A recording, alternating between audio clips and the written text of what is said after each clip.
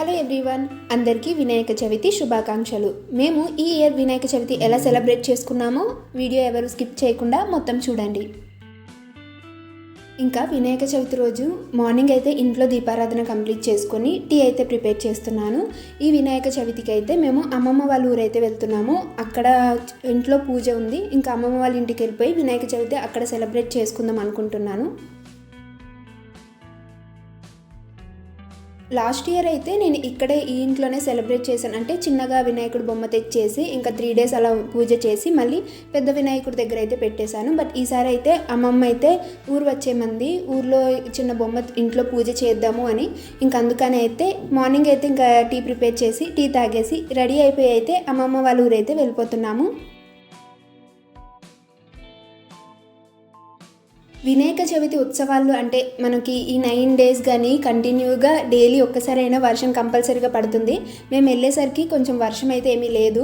ఇక్కడ అమ్మమ్మ వాళ్ళ ఇంట్లో ఏంటంటే ఫ్రిడ్జ్ అనేది కొంచెం టెంపరేచర్ హైలో పెట్టేశారు. దానివల్ల ఎక్కువగా కూలింగ్ వచ్చేస్తుందని అయితే మళ్ళీ టెంపరేచర్ తగ్గించేశాను. ఇంకా నేను వెళ్ళేసరికి ఇంకా అమ్మమ్మ అయితే వంటలు చేస్తుంది. నేను ఇంకా దేవుడికి కావాల్సిన మండపం ఇవన్నీ అయితే రెడీ చేస్తున్నాను.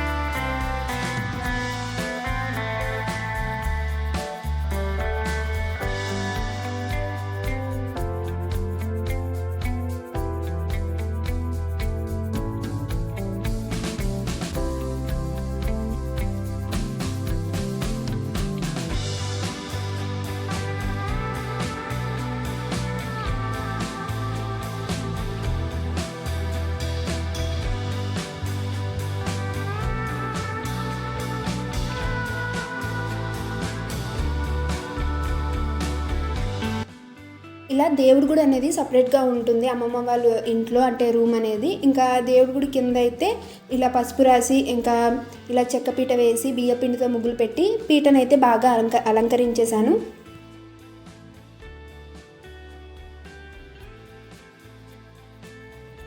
పీటకి ముగ్గులు ఇవన్నీ పెట్టేసిన తర్వాత అయితే ఇక్కడ చూపిస్తున్న ఈ గడ్డి గులాబీ మొక్కలు అయితే నేను లాక్డౌన్లో పెంచాను. చిన్న మొక్క తెచ్చి వేశాను, చూడండి ఇంతలా స్ప్రెడ్ అయింది. ఇంకా ఎక్కువగానే అవ్వాల్సింది, బట్ అమ్మమ్మ ఇక్కడ ఉండదు. ఇంకా వాటర్ పోయాం కదా, దానివల్ల కొంచెం మాత్రమే గ్రోత్ అయింది. ఇంకా మనకి వినాయక చవితి అనగానే ఇంకా రకరకాల పళ్ళు ఇవన్నీ పెట్టాలి కాబట్టి ఇక్కడ అరిటాకులు అనేవి, పల్లెటూరు కదా అరిటాకులు ఎక్కువగానే ఉంటాయి. అరిటాకుల్లో అయితే పళ్ళు ప్రసాదాలు ఇవన్నీ అయితే ఇక్కడ పెడుతున్నాను.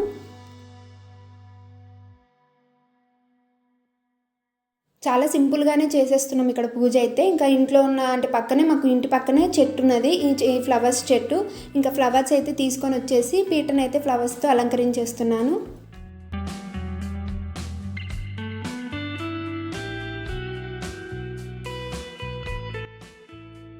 ఇక్కడ అమ్మమ్మ అయితే ఒక బొమ్మ కొనేసింది మాకు నిన్న. అంటే మా వారికి అయితే అంటే పెట్రోల్ బంక్లో వాళ్ళకి తెలిసిన వాళ్ళు అయితే ఇలా మట్టి వినాయకుడు అయితే ఇచ్చారంట. ఇంకెందుకులే అని అయితే ఇక్కడికి తీసుకొచ్చేసాము. 2 వినాయకుడు బొమ్మలు అయితే అయిపోయాయి. ఇక్కడ చామంతి పువ్వులు కూడా వచ్చేటప్పుడు అయితే తీసుకున్నాము. ఈ చామంతి పువ్వులతో అయితే వినాయకులను అయితే ఇలా అలంకరిస్తున్నాను.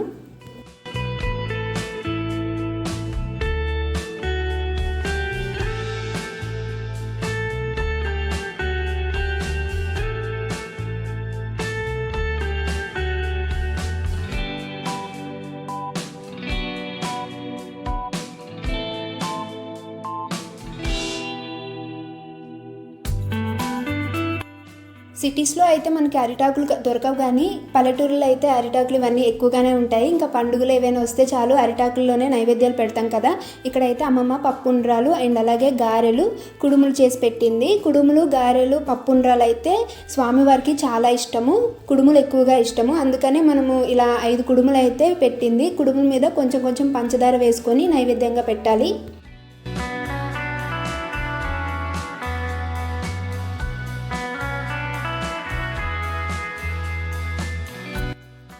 ఇక్కడ ఫైనల్గా అయితే పూజ దగ్గర అయితే అమ్మమ్మ నేను కూర్చొని నేను కథ చదివేశాను. ఇంకా అమ్మమ్మ పూజ అయితే చేసేసింది.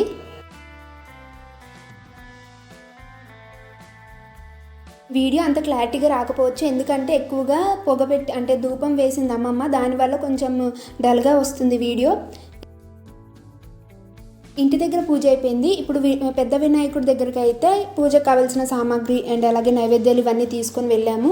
ఇక్కడ చాలామంది అంటే వీధుల వాళ్ళందరూ వెళ్తారు కదా, ఇంకా అలా కూర్చున్నాము. ఎవరైతే బొమ్మ కొన్నారో వాళ్ళు ఫస్ట్ పూజ చేస్తారు. వాళ్ళ పూజ అయిపోయిన తర్వాత మనం పూజించుకోవాలి. ఇంకా ఇక్కడ లైన్లో నిల్చున్నామండి పూజ చేయడానికి. పూజ అంతా అయిపోయింది. ఇప్పుడు ఇంటికైతే వెళ్ళిపోతున్నాను. ఇది అమ్మమ్మ వాళ్ళ ఊరు. నేను ఎక్కువగా అమ్మ వాళ్ళతో అంటే మా ఊరు కంటే నేను అమ్మమ్మ వాళ్ళ ఊరిలోనే ఎక్కువగా పెరిగాను.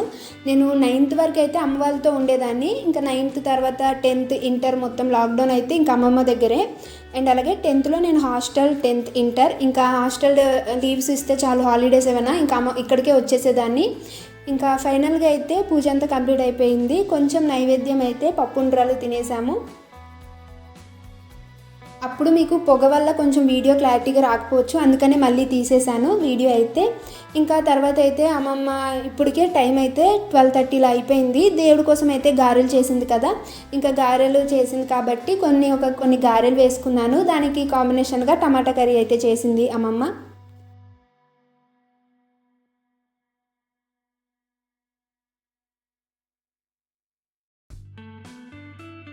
ఇంకా ఫైనల్గా అయితే కొంచెం రైస్ కూడా తినేసాను.